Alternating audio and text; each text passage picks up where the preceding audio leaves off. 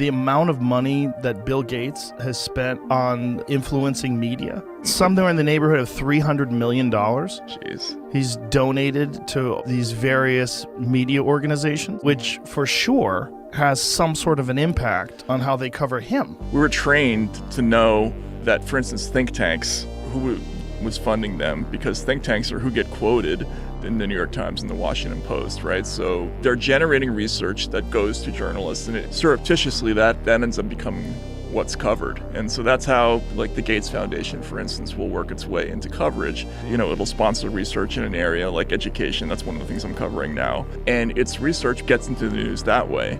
But we were supposed to once be conscious of who was paying for all this research. Where was that information coming from? And, you know, people don't really even think about it now. And as a reporter, you may or may not be aware of all the different ways that money will work its way into the business.